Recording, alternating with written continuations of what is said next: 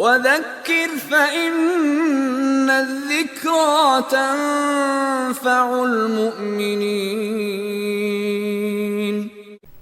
Traditionally, Muslims begin anything that they do that's worth doing.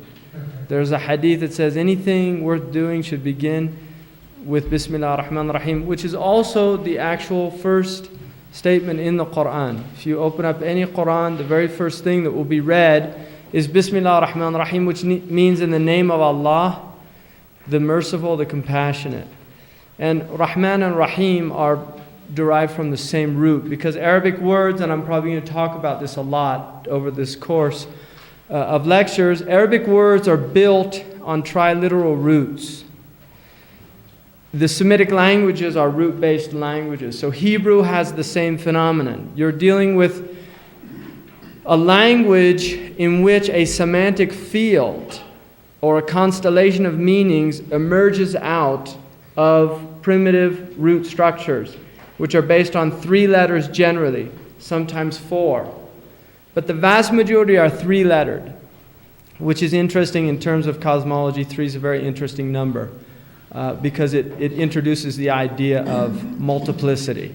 From the 1 came the 2, and from the 2 came myriad forms. So 3 is literally the beginning of multiplicity. And so language by its nature, which is almost inexhaustible in a sense, and could in reality be considered inexhaustible, is built in the Arabic language on 3. Now, the Qur'an itself is a word which also comes from a root word.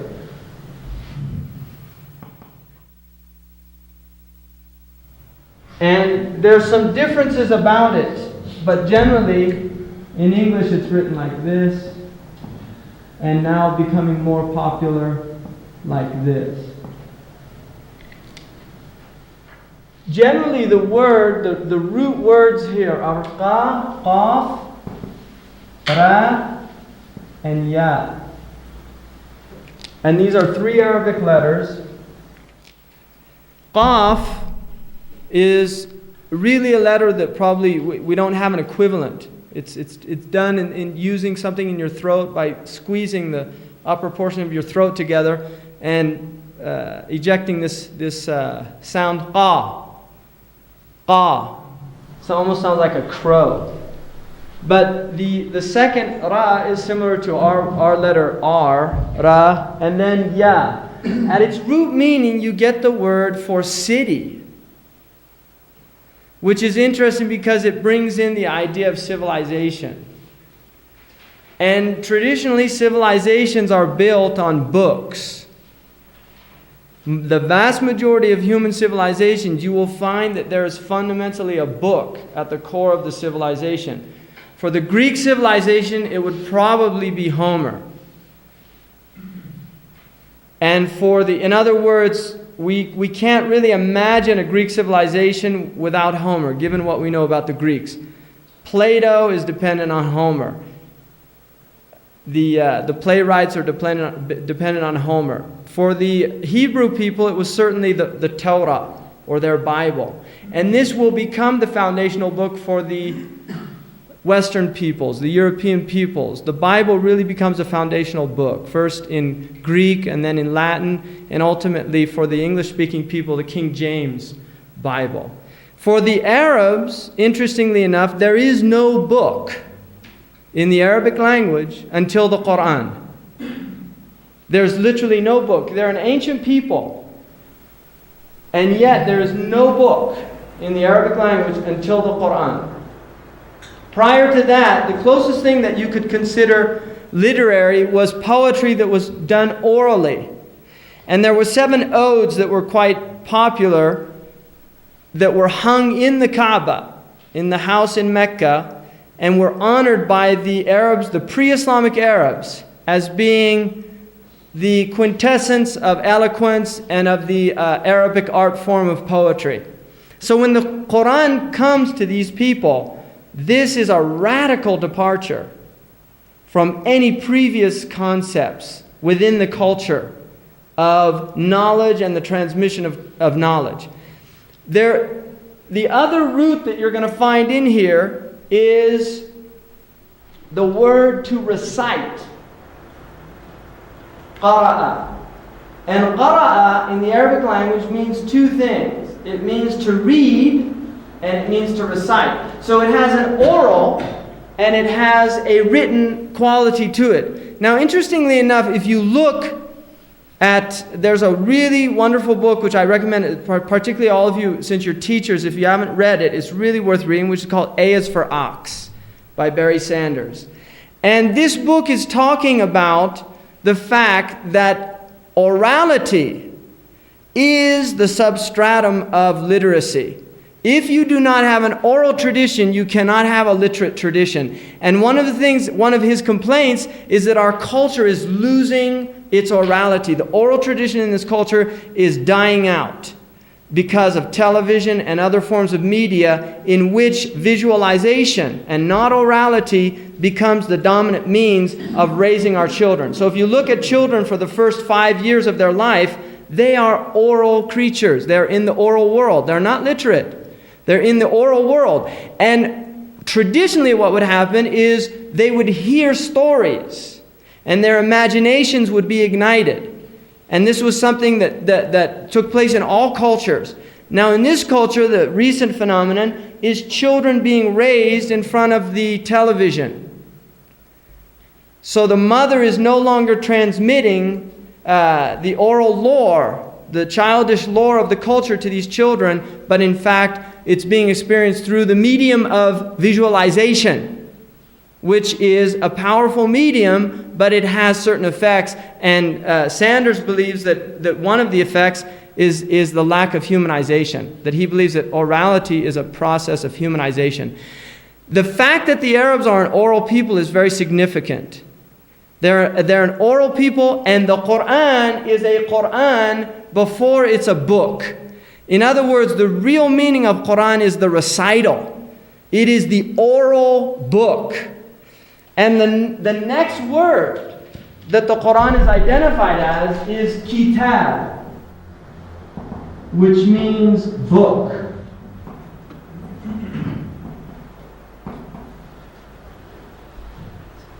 And kataba, the root word, means to join together. It means to join together. So what happens with the Arabs is that in 570 of the Christian era, a boy is born in Mecca to a mother who his father dies prior to that, during her pregnancy, Amina. And this boy is named Muhammad, sallallahu alaihi wasallam. And during this time, for the first few years of his life, he is sent to the desert, to the oral Arabs, to learn the language through this tradition of the Arabs in raising. The aristocratic Arabs would send their children to the desert Arabs because they considered that they were the most eloquent Arabs. And they wanted the children to absorb the language within the first 5 years of their life, because they recognized that children that were raised amongst these people who spoke a very powerful Arabic would have also strong Arabic, even if they spent the later portion of their life in the city. And so during this time, for the first 40 years of this man's life, really from all, if we look at it just in terms of a human life, very little matters of significance occur in this man's life. By all intents and purposes, one would really say that had the Prophet not reached his 40th year, that he would have been known amongst his people perhaps for one thing only, which was that he was extremely trustworthy. He was a very quiet person. He did not speak much. He did not quote poetry. He was not a poet. He was not known to engage in discourse with the people. He was a contemplative person. He liked to go off and reflect on his own. He was known to be extremely kind to poor people, to orphans. This is all mentioned in the tradition. Other than that, he had no aspirations of being a leader within his people, as some people would. He was from an aristocratic clan, but he happened to be from a grouping within that clan that was on bad times, Bani Hashim. Now, just prior to his 40th lunar year, because the Muslims, when they talk about years, they're talking about lunar years, which is about 11 days short of a solar year each year. So his 40th lunar year would probably be about 39 years of age in terms of solar, little less probably. At the age, just before his 40th birthday, he began to see some dreams in the tradition, but he would go off to a mountain just outside of Mecca, which is called Jabal an-Nur, the mountain of light. And during that time, the word that was used to describe what he was doing was tahannuth. And in Arabic, hinth is polytheism. Tahannuth means to avoid polytheism, to avoid idols. So he was going out to this place and he would meditate in this cave. And we really don't have a description of the actual practices that he was doing. But there was a tradition amongst the Arabs called the Hunafa or the Hanif. And these were people who were inclined towards a type of monotheism. They did not worship the idols. They did not believe in the idols. But they did not necessarily speak out against the idols of the Jahili Arabs or the Arabs prior to the Prophet Muhammad's mission. So he would go to this cave, and in the 40th year, in the month of Ramadan, he had an experience. Now there are many ways to look at this experience, and Western Orientalists generally said wretched things about the Prophet. If you read early traditional literature coming out of Europe, just really not very nice things. They've become a lot nicer recently. Since oil was discovered in the Arabian Peninsula, there needs to be diplomacy when we talk about people's beliefs and traditions, when you have interests involved there. So Orientalists have definitely become, that's a cynical way of looking at it. I think maybe there's been some growth as well within the academic community. And certainly the impetus for attacking Islam prior to that was often based on an almost evangelical type of Christianity that existed, particularly within the Protestants in England, the Anglican Church and others, who really felt it their duty to Christianize the world. There was a very strong ideal that we should civilize the world, and certainly the Arabs need it just like anybody else. And then you have a long history within the Western tradition of just a type of antagonism between the Islamic forces, because they were world power for centuries, and the Christian forces in Europe. I mean, that tension really, they were coexisting with a lot of tension, with few exceptions in different places, like periods of time in Sicily, for instance, during the time of King Roger of Sicily, where there was a lot of interpenetration going on between the Arabs and the Christians. So in the 40th year, anyway, these Orientalists basically would traditionally say things almost like that he had epileptic fits, this type of thing. The more recent Orientalists, and not just Orientalists, but even theologians like Hans Kuhn wrote an interesting book called Christianity and the World Religions.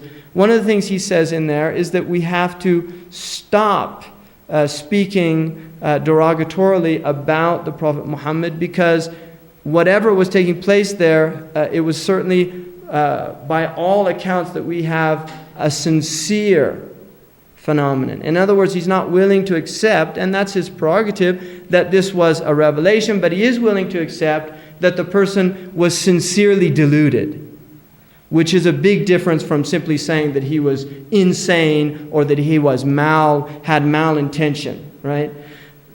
The experience was basically this. It's come down in the tradition that at the age of 40, he was in the cave and a being came to him. It was in the form of a man. And he said, Iqra. This was the first word.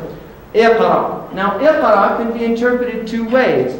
It can be interpreted recite or read. Now, the Prophet Muhammad was neither a reciter of poetry, nor could he read. And he said at that point, he said, مَا أَنَا بِقَارِي. I don't know how to recite, or I don't know how to read. It could be interpreted both ways. Generally, it's interpreted that he did not know how to read. Iqra, a second time. Iqra, a third time. And then in the tradition, it says that he was actually squeezed until he thought that his sides would burst. And then he said, Iqra bismi rabbika alladhi khalaq. خلق الإنسان من علق اقرأ وربك الأكرم الذي علم بالقلم علم الإنسان ما لم يعلم. And this is the beginning of this phenomenon that will take place for the next 23 years of his life before he dies. The revelation said, read in the name of your Lord, who created the human being from a clinging tissue. Read in the name of your Lord, the most generous, who taught the human being with the pen, and taught the human being that which he did not know. That's not a very eloquent translation, but I'm just doing that directly from the Arabic, and I'm sure the text will have a better interpretation there. At this point, the Prophet was concerned. He did not know what was happening to him. He went down to his wife and explained to her what happened. His wife comforted him, Khadija al-Kubra.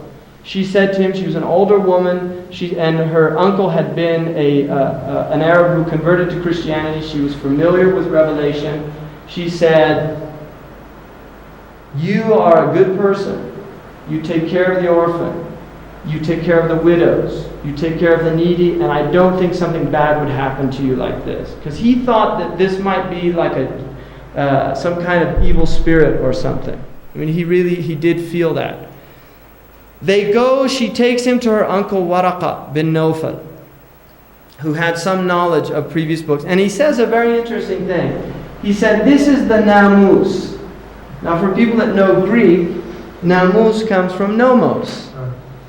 Right? And nomos means the law.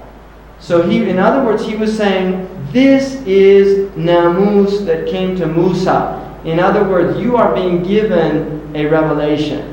That's what this is. And he told him, your people, when they find this out, will become your enemies and drive you from this city. And he said, would they do that? Because he had never done anything wrong to them before that. And he said, they will do that, and I wish that I was a young man, that I might be by your side doing this. Now, during the next period of time, he begins to get these revelations. The next one, Ya ayyuhal muzammiru. Oh, you wrapped, because he used to wrap himself when he would meditate, wrapped in a cloak. And these revelations begin to come with a regularity. Now, the Prophet Muhammad, in a description, sallallahu alaihi wasallam, he said that sometime the revelation came like a bell, like the ringing of a bell. In other words, it began as a vibration, and then it would move into to letters, and then into the actual words. And it's interesting because when you hear, for instance, there's a group of letters that many of the chapters of the Qur'an begin with. 19 chapters in the Qur'an begin with these letters. They're called muqatta'at. And if you hear them recited, they أعوذ بالله من الشيطان الرجيم بسم الله الرحمن الرحيم ألف لام ميم. Now you can hear the vibratory force there. And this is how some of these revelations were beginning, literally like a vibration, moving into the material world from another realm, according to the Muslim tradition. During this time, he began to tell close people. And Khadija is the first person who believes him, his wife, which is interesting. She didn't, abandon him. She was right there and she said, I believe this. His nephew, who was his cousin, who was living in his house, from his uncle, the son of his uncle, he was taking care of him, Ali ibn Abi Talib, who was a young boy at that time, but he also says that he believes, tells him that he believes in the tradition. And then other people from very close people that knew him. Abu Bakr as-Siddiq was a very close person. But at a certain point, he's commanded to warn his family. So he gathers them all together. And he says to them, what would you say if I told you that there was an army on the other side of the mountains of Mecca waiting to attack you? And they said, we would believe you, because you're al-Amin, you're the trustworthy one. And he said, what would you say if I was a messenger of God? And I was sent to you. And they said, we don't believe you. And they rejected that. And then as more people begin to come into Islam, the Quraysh began to get worried. And it's very interesting what they said. They said about the Prophet, they said, "Yusaffihu ahlamana." He makes us look stupid. Because he was saying, do you worship pieces of wood and stone that can't hear or speak or benefit you? And so that bothered them. And there's an interesting analogy in the Qur'an with Ibrahim or Abraham, where there's all these idols that his people worshipped. And one night he goes in, he was only about 12 or 13, he goes in and he smashes all of the idols except for one of them. And he puts the axe in the big one. And then he leaves and they come back and they find all their idols smashed. So they say, this Ibrahim was talking about this. They go get him and they say, "Who did this?" And he said, "Ask the big one." And they said, "What, do you think we're stupid? He can't say anything." And he said, "Then why are you worshiping him?" And then it's a very interesting verse in the Quran. It says, "Raji'u ila anfusihim." They became self-reflective.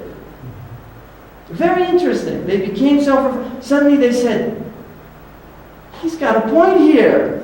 Now this became troublesome for them, because at that point a window opens and it can close very quickly, and somebody shouted, "Get rid of him!" Right?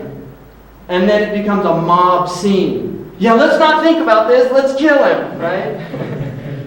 Now there's an interesting German philosopher, Heidegger, who has a theory about what he calls thrownness.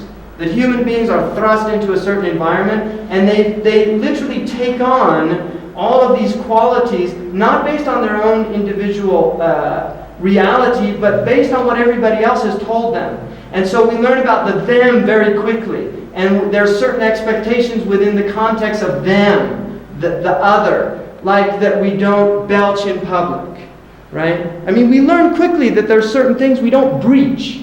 And they're not things that we chose, they're things that are imposed on us. And obviously they have purpose and we're civilized people, right? We don't do certain things. But also there's a type of, what Heidegger felt was a type of inauthenticity that went with that, because people really hadn't reflected about who they were in their essence or their essential nature. They were really simply only confirming what had been reflected back to them from their culture and their society. And people that break these models, in England they would be called eccentrics.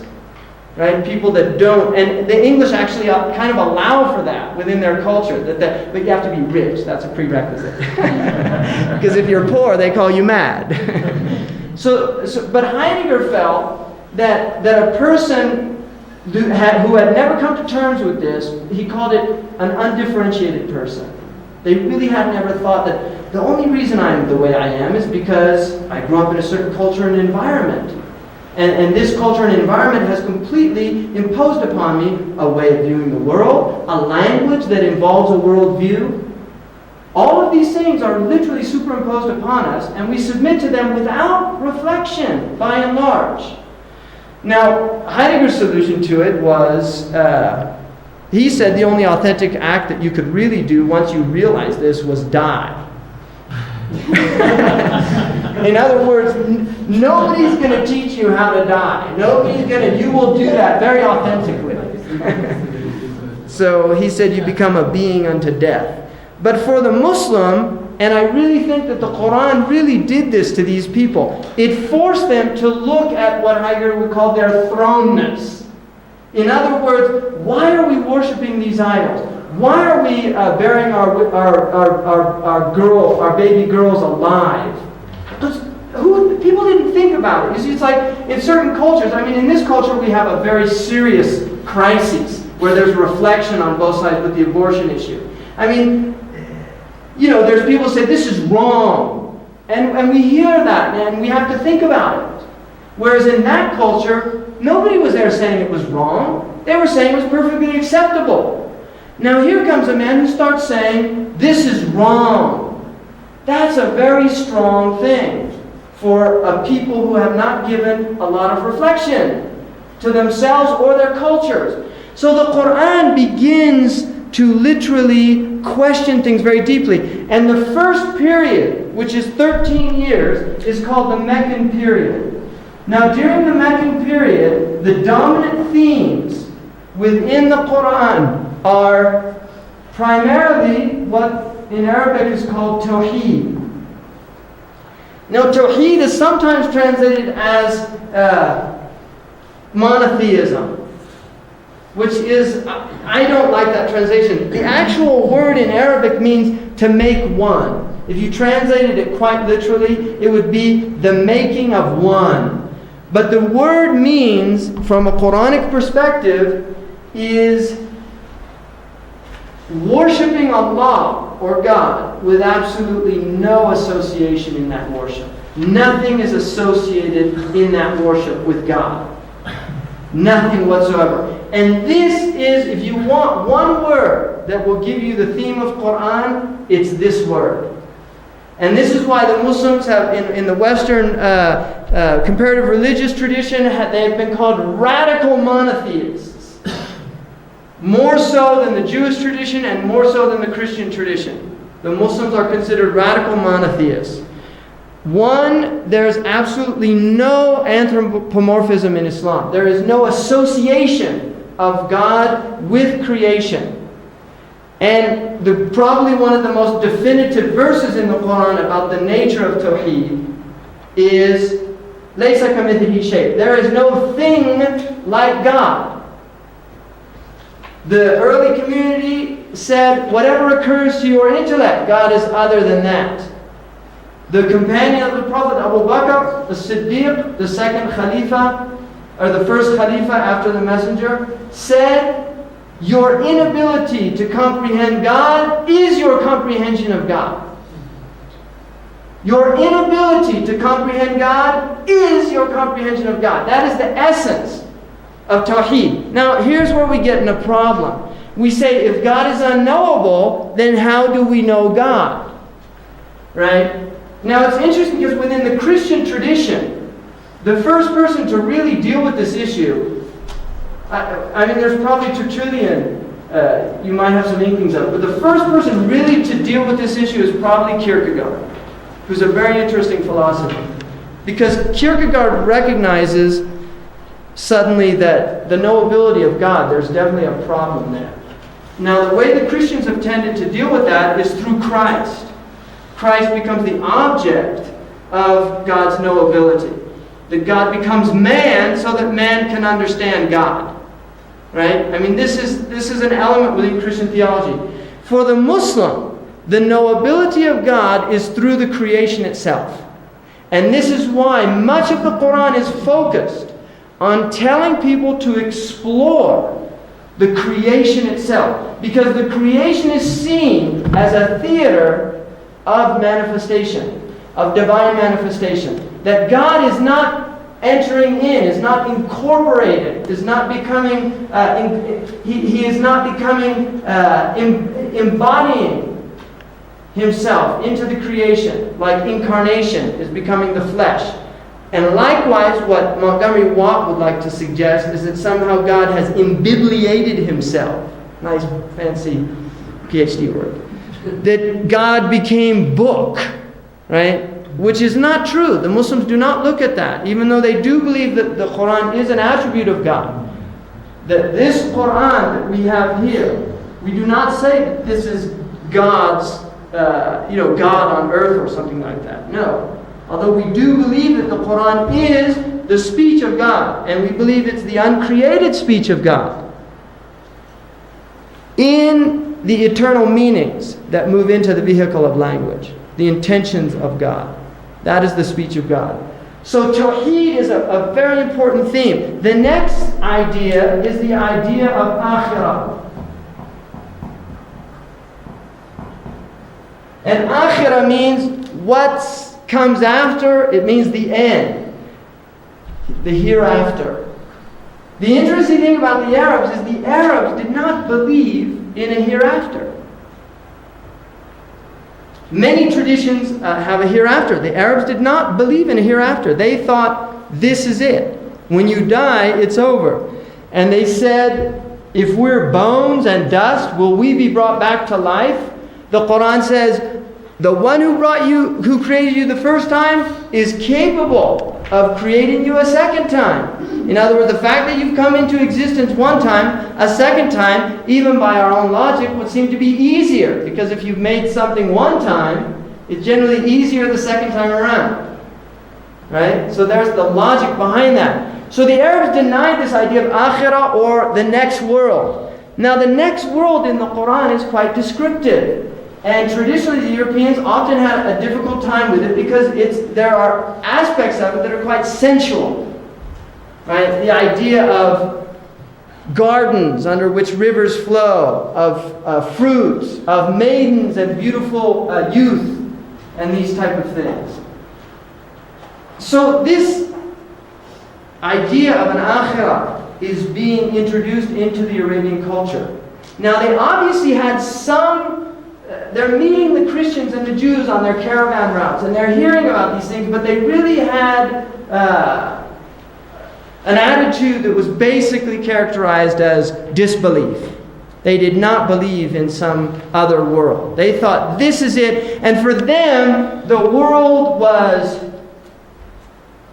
what they called muru'ah, was virility, manhood, chivalry, poetry, women, wine. This was really the environment of the era, and they praised these qualities, and they praised these aspects of the world. And much of their poetry is about wine and women.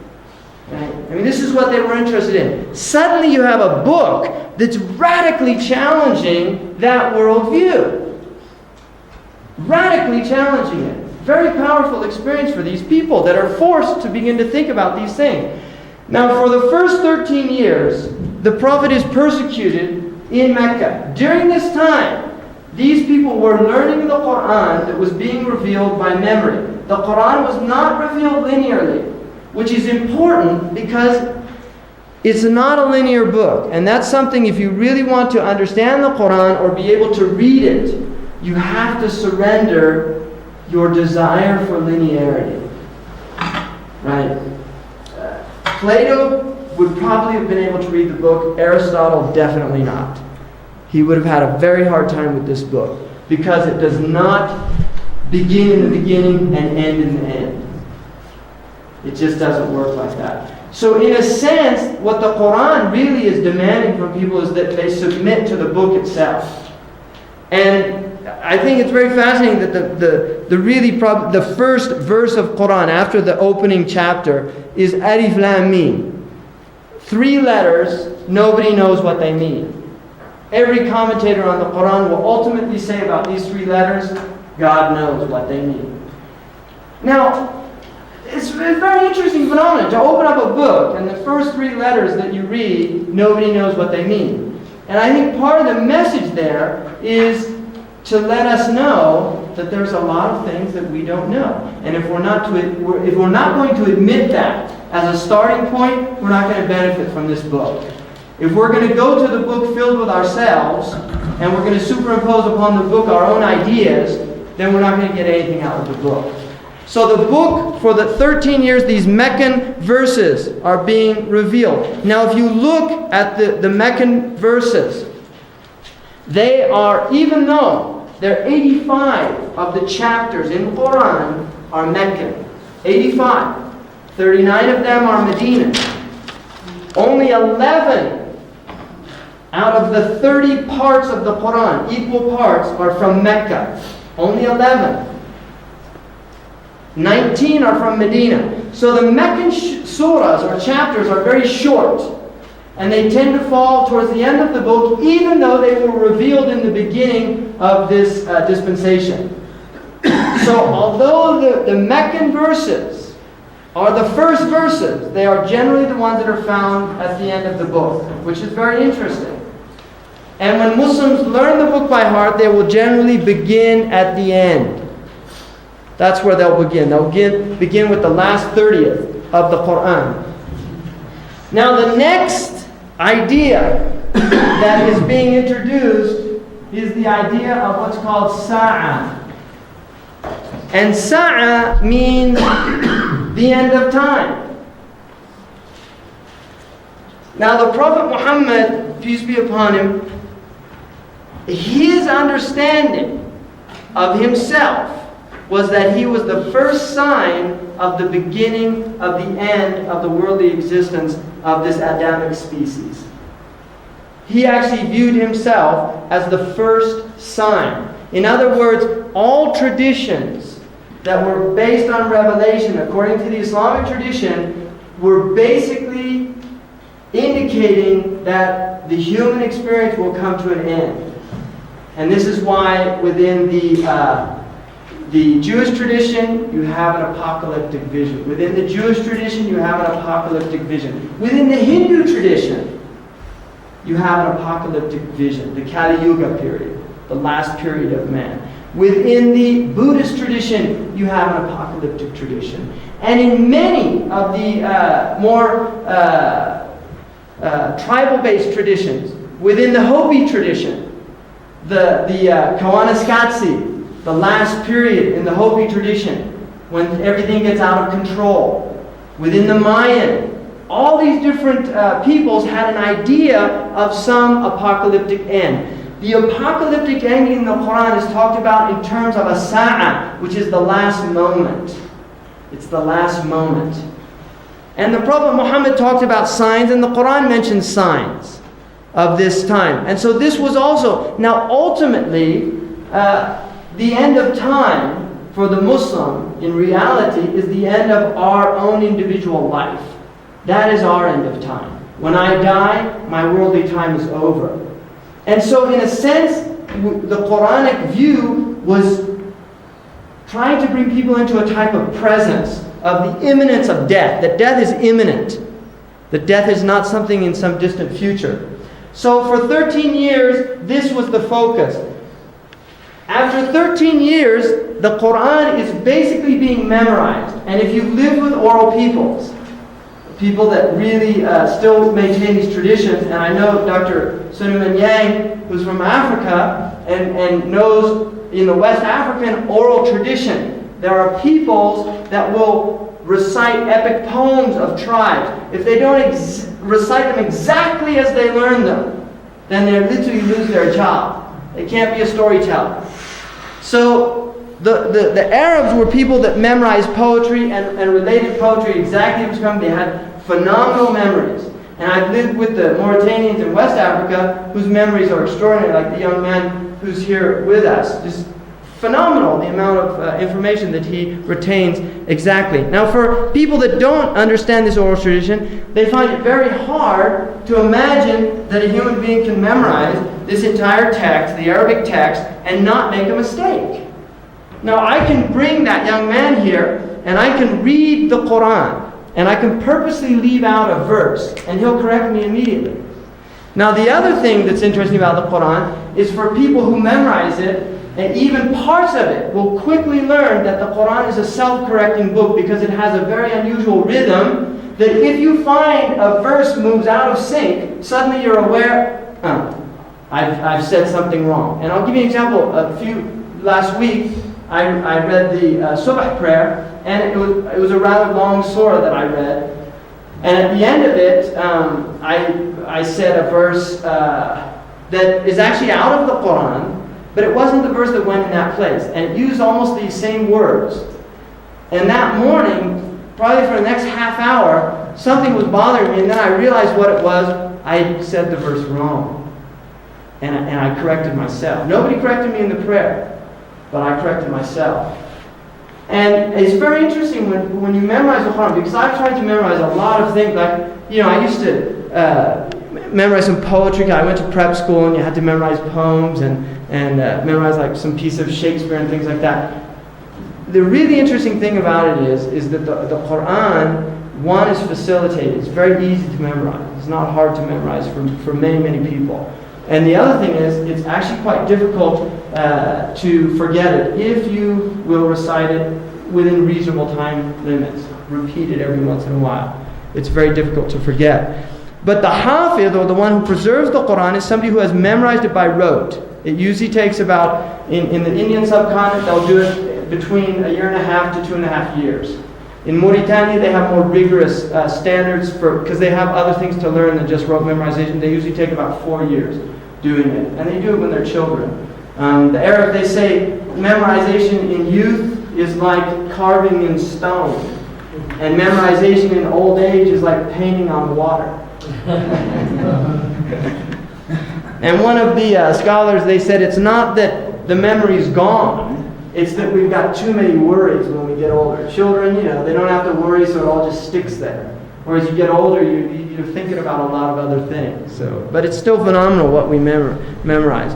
So during these 13 years, the Qur'an is being memorized this way. It's also being written by the few people who know how to write it. Because most of the Arabs were illiterate. And the Prophet Muhammad said in a sound transmission, he said, we are an illiterate people. We don't read and we don't calculate. So he was admitting that about his people. The Qur'an itself says, هُوَ الَّذِي بَعَثَ بِالْأُمِّيِّينَ رَسُولًا. He's the one who sent amongst the illiterates a messenger. يَتْلُو عَلَيْهِ آيَاتِهِ, that he recites to them his signs. وَيُزَكِّيهِمْ, and he purifies them. وَيُعَلِّمُهُمُ الْكِتَابَ وَالْحِكْمَةِ, and he teaches them the book and wisdom. وَإِنْ كَانُوا مِنْ قَبْلُ لَفِي ضَلَالٍ مُبِينٍ, even if they were in clear error before that. So the Prophet is seen as a messenger first and foremost to the Arabs, who are an illiterate people. Now, after 13 years of oppression, he makes a migration to Medina. Right? It's actually a flight. It's called the Hijrah. He flees there because they actually tried to kill him at that point. And he goes there, and many people begin to become Muslim. Now the Quranic discourse radically changes from the Meccan period to the Medinan period. You will see a change between these two. The focus of the verses moves away from these topics to the social environment. How to implement. Once these have been internalized, interiorized, how are they implemented in social behavior? If you believe in God, what is that going to do to alter your character, to alter your behavior? How will that change you as an individual, as a person? So the focus becomes on character, on building a community, on building a society. So you will see many of the verses revealed in Mecca begin, O humanity, O humankind. But in Medina they begin, O you who have accepted. In other words, the call in Mecca was to people. From amongst those people there were those who responded, and now the revelation is going to focus on creating an environment in which this teaching will manifest at the societal level, not simply at the individual level.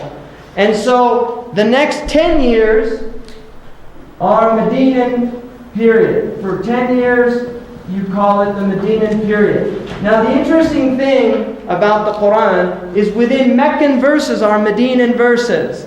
And within Medinan verses are Meccan ayahs. In other words, there are sections, because over the 23-year period, according to the tradition of the Sunni Muslims, during this period, it's our belief that Gabriel was coming to the Prophet and telling him the order that the Qur'an should be in. So it was revealed non-linearly, but now it begins to move into a type of sequence.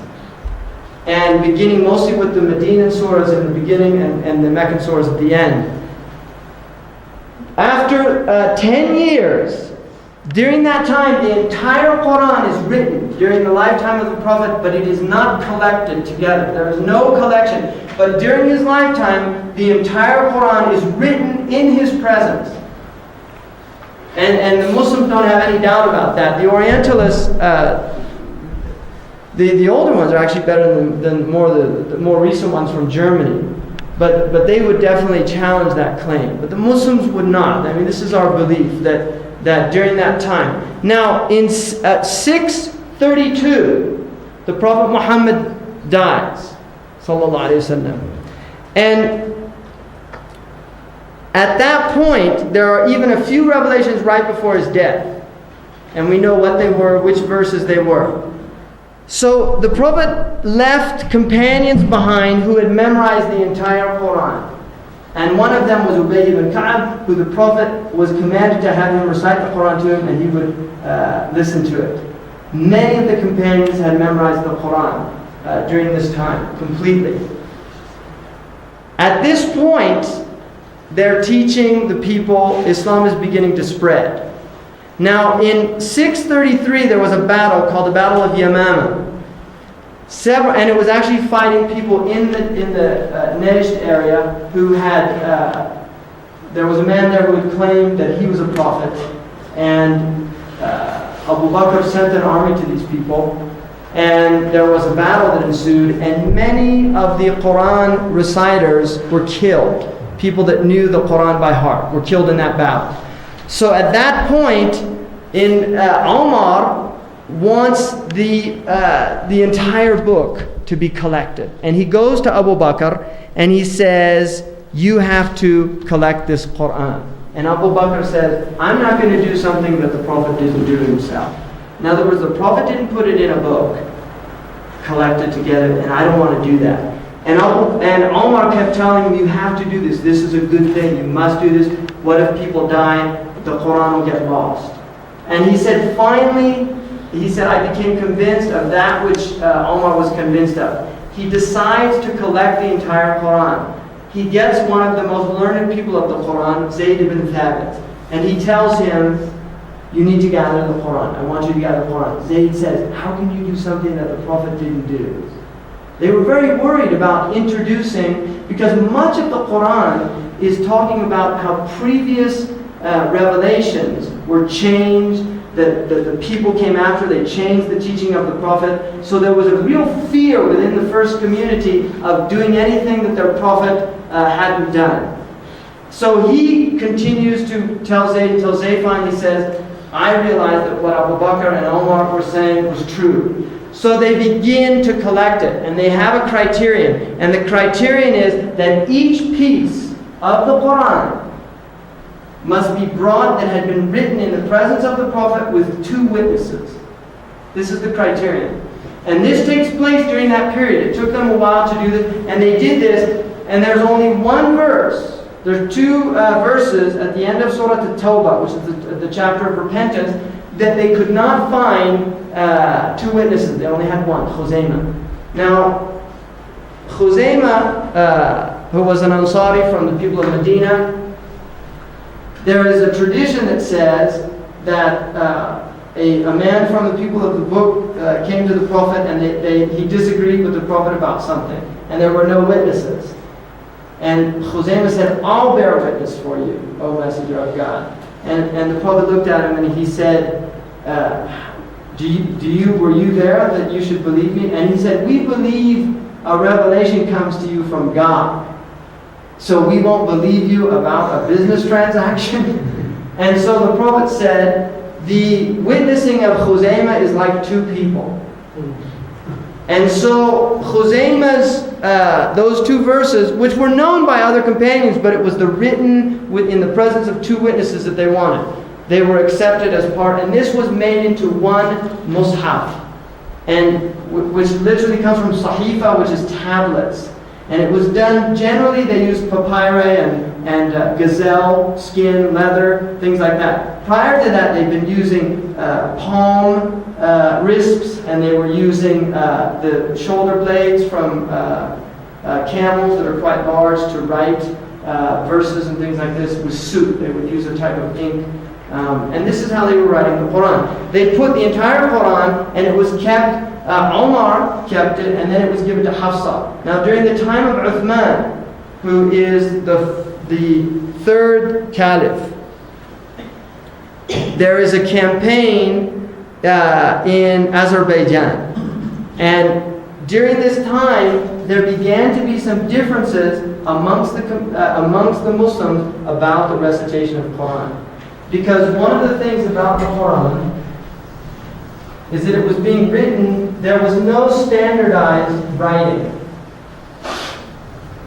So the Qur'an was literally being written, for instance, like this. There were no dots. These are called diacritical marks. There were no diacritical marks. There were no vowelings. And so the book is like this. So you don't know if this is kataba or if it's kitabun. Now, because of this reason, there were many people who memorized it and knew what it was, but there were other people that were beginning to learn it with the sheets and beginning to differ. So Uthman wanted to standardize the writing of the Qur'an. And this is done 658. The Prophet ﷺ dies in 632. So Uthman begins to set out and standardize the Qur'an. And again, Zayd and 3 companions prepare, they go back to this Mus'haf of Hafsa, and they prepare the Qur'an according to Uthman's recommendations. And one of them was, if you differ about anything, then take the language of the Quraysh. Because there were different ways of pronouncing words. For instance, the Quraysh say mu'min, and the Bani Tamim said mu'min, like that. There's a difference.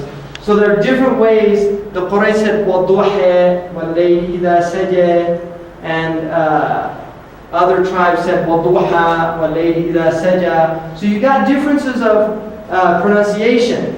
So Uthman has this project carried through and then sends copies, identical copies, to the various centers of the Muslims and the governors, and demands, as the head of the Muslim government, that all of the Qur'ans be burnt, except these that were based on this writing.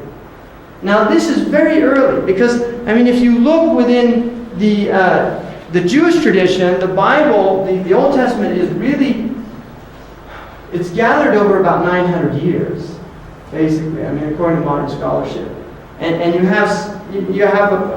there's 4 dominant versions, like the Yahveh, the Elohim, the Sacerdotal, and you'll get some big differences. Within the Christian tradition also, the final codification is already 325 when there's an agreement on the 4 Gospels at the Council of Nicaea. The companions of the Prophet himself were the ones that gathered and did this, and they were people who memorized the entire Quran from the Prophet based on this oral tradition. So the Quran itself, and this is really important to understand, the written Quran is not the primary source in which the Quran is protected. It is protected through oral transmission. This is used, 1, for people who don't memorize the Quran, and 2, as a crutch for people who memorize it to go back and be reminded if their teacher isn't there or somebody else who isn't a hafid. But I guarantee you, when they finish a printing of Quran, they send it to people who memorize the Quran orally to check it. They don't check it against other Qurans. They send it to several huffaz, or the people who memorize the Quran, and they will look at it. Imam al-Qurtubi tells a very interesting story in his tafsir, in his commentary on the Quran, under the words when the Quran says, "Inna nahnu nazzalna dhikra wa inna lahu lahafidhun." We have revealed this reminder, and we have taken it upon ourselves, meaning God. It's like a royal we in Arabic. And we have taken it upon ourselves to protect it. Imam al-Qurtubi says that there was a Jewish man who wanted to find out from the 3 traditions about their books. And so he took a Torah and he copied the entire Torah in Hebrew. And he put mistakes in it specifically. He went to a rabbi and he gave him the Torah and he asked him to read the entire Torah and tell him if it was a good addition. When he came back, the man said it was an excellent addition, even though he knew there were mistakes in it. When he went to the Christian, he did the same thing with the Gospels. And the Christian also said that it was an excellent edition of the Gospels. He did the same thing for the Quran, and he went to a Muslim scholar and asked him to read it, and he had his mistakes in there, and the Muslim scholar told him when he came back, you have to burn this because there's mistakes in it. Now, if this is like an apocryphal story or a hagiographical, I don't know, it's historical validity, but I think the point is very well made.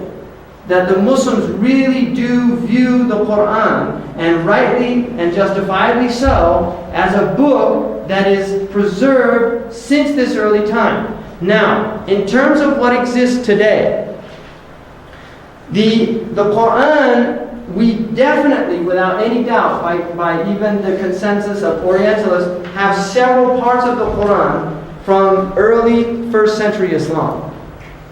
There would be some debate amongst Orientalists whether there is actually an edition of the Qur'an that goes back to this original Uthmani edition.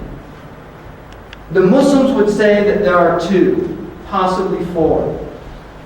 There is a copy now which is called the Samarkand copy, or Samarkand, which used to be southern Russia, which is now in Tashkent. And it is definitely a 1st century, but is it one of the original Uthmani? The Muslims believe it is. And there is also one in Egypt that definitely goes back to the year 68 after Hijrah. Without a doubt, it's on gazelle leather, which lasts an incredibly long time. And then you also have an edition which is in Najaf in Iraq, which is says at the end of it, and it's written in an authenticated Kufic script from that first period. It says at the end that this was written by Ali, the 4th Caliph. So we believe that we do have original text from this first period. But even if we didn't, there's no doubt in a Muslim scholar's mind, and the vast majority of Orientalists that have really examined this situation, like R.A. Nicholson in his book called The Literary History of the Arabs. He was a Cambridge scholar, teacher of A.J. Arbery, who translated the Qur'an or interpreted it into English. Nicholson says there's really no doubt about the historical authenticity of the Qur'an. Now, this is not somebody who believes in the revelation, but he is accepting that the book is intact in terms of its historical authenticity. That this is the book that this original community was hearing and was seeing. And so I'm just going to end it there and open it up for some, just if there's any questions. Mm-hmm. Yeah, we read today in the introduction, and you've made reference to it too, about the use of we when God is speaking. And you said that it's like the royal we. Is that the only interpretation? In the Arabic language, it's called al-jam'u liman yu'azzimu nafsahu, which means the plural of the one who's exalting himself. So from an Arab's perspective, if God's using it, it's acceptable. But when an individual uses it, it's arrogance. And you do find individuals in the Arab world that'll say, نحن أكلنا كثيرا اليوم. You know, we ate a lot today. And he's talking about himself. And it's actually, it's considered bad manners. But this is the way it's understood. Absolutely, it's never seen as indicating more than one God, or absolutely not. Yeah. Well, I didn't mean to imply that. What's that? I didn't mean to imply that. No, I know, but there's some other. They're interestingly enough, like the Mormons, for instance, do believe that the we in the Old Testament is used to mean a multiplicity of gods. And some of the Christians have believed that the we of the Old Testament was used also to indicate the Trinity, for instance. I mean, there are many, you'll find this in many books, Christian books. For the Jews understand the same way that the Arabs do. It's just a plural that's used majestically. Nahnu, it's a stronger. If I say ana, now the interesting thing about the Qur'an to me, and Cleary points this out, and I think it's a really valid insight. Cleary says that one of the really interesting things about the Qur'an is the shift of perspectives. Because sometimes, the Qur'an is saying, I. La ilaha illa ana, there's no God but I. Sometimes la ilaha illa anta, there's no God but you. Sometimes la ilaha illa huwa, there's no God but He. So it's shifting constantly, this change in perspective. Sometimes it's plural, sometimes it's singular. And it's a very fascinating phenomenon in the Quran. Any other questions?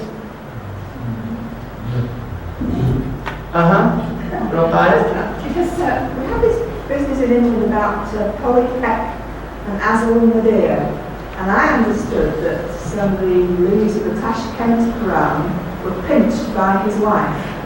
Well, they end up in their possession. Do you know anything about Yeah, no, they say that a few of the leaves were stolen. And they also say, interestingly enough, in the Treaty of Versailles, I think it's like in the 246, the Article 246, one of the conditions of surrender to the Germans was that they would return the Uthmani copy of the Qur'an that was in their trust from the Ottomans. And that's a text that apparently just disappeared. One of them was destroyed in a fire in Syria, I think in 1898. So, but I have heard that. And some of them showed up in Sotheby's. Yes, it's the same reason. Yeah, some of them showed up for sale at Sotheby's. Caused quite a scandal. When heaven is described as there being maidens and beautiful attendant youths, is this to be taken literally? Yes and no. Well, if it's Now, no, don't you that's teach fine. philosophy? Pardon me? Are you a teacher of philosophy? Yeah, that's good. Okay. So, because philosophers generally can deal with a yes or no answer. There's a type of paradox here. On the one hand, we don't say that it doesn't not mean that.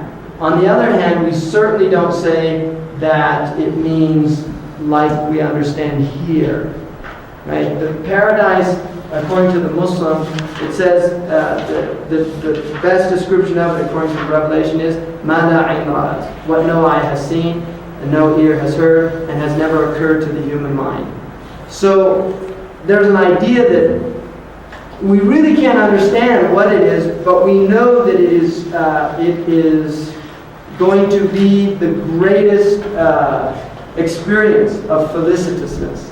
It's called sa'ada. And one of the 13th century scholars actually said that the sexual pleasure was the highest physical pleasure that God has given the human being. Not the highest mental, because they believe there is higher, but it was the highest. And he actually said that this was to give the human being a taste, just for a moment, of a glimpse of the approximation of the delights of paradise. So the Muslims, I don't think, have ever been like prudish about those type of things. You know, I mean, the Prophet was not a sensualist by any means, and people that say that it's a gross disservice to his character, because he was not, and he could certainly have been, and I don't think even had he been, he would not have been faulted by his people, but he was not. His wives were elderly women; they were widows and orphans, with the exception of one. I have a statement. It's not really a question, but you talked about the Torah and the Gospels being written, and they're putting these mistakes in on purpose. There's a tradition among scribes of the Torah, which are always handwritten, to always have a mistake put into the Torah to show man's imperfection. It would be arrogant for a Hebrew scribe to ever try to say, this is perfect. There's only God who creates something perfect. Well, see, that's a really good, I'm glad you brought that up. Pardon? I'm glad you brought that up. I think that's a really good point. It would be just a sin of arrogance. Because, see, the Muslims believe that the Qur'an is the divine word of God, and therefore they believe that to put a mistake in it would be of the greatest transgression. In other words, that it is a sacred trust. And in fact, the Qur'an says that we gave this trust, we offered this trust to the heavens, to the earth, and to the mountains, and they refused to bear it, but the human being bore it. Now it's interesting, because according to the Qur'an, the Jews and the Christians said bimastahfilu, that they were given the task themselves of protecting their books, and they fell short. That's what the Quranic version is. But then it says about the Qur'an, because it's the final one, there would be no prophet after the prophet, to clarify that there were mistakes, it says that God alone has taken it upon God, the divine, to protect this book. So the Muslims actually believe that it is divinely protected for that very reason, and I'm really glad you brought up that point, because I think it's a very pertinent point. I just added a postscript to that, because this is the bit when Arabs do their carpet work, they make a deliberate mistake in it. Right. So that's a similar thing. A carpet with a mistake's worth a lot more than a carpet that's made by a machine in Belgium. Anything else? I'm curious, how many people approximately know the entire Quran? I would say it's probably, if not in the hundreds of thousands, I would say it's, it would be hard to estimate. But I'll give you an example. When I was in Mauritania, the tribe that I stayed with, and there's several thousand of them, none of the men do not know the Quran by heart. It's like a prerequisite for that tribe. The tribe that man's from, they all memorize the Quran. And the women, some of them memorize the entire Quran, most of them memorize at least like a third. So they're really, it's very, you can go, if you go to Mecca, it's very interesting. When you're at Mecca, there's 1 million people there. And I feel sorry for the imam, because he's got a microphone. If he makes a mistake, right? He'll make a mistake, boom! You just hear voices from all over breaking in and correcting him. From everywhere, really. And it's not encouraged to do that. You're supposed to give the imam a break and let him correct himself. But people are so overzealous. It's like a knee-jerk response. They hear a mistake and they made a mistake, and it's an interesting phenomenon. And at my mosque where I pray, there's about 7 or 8 that are huffaz, which is in America. So that's a small number. But if you go to Pakistan, filled with people that memorize the Quran. West Africa, filled with people. Egypt, filled with people that memorize the Quran. Many in Syria, many women in Syria. There's been a recent phenomenon of women memorizing the Quran in Syria. Many, many women. Turkey. All over the Muslim world you have. And many of the best Quran reciters are not Arabs. Right? In fact, some of the best are Malaysian women.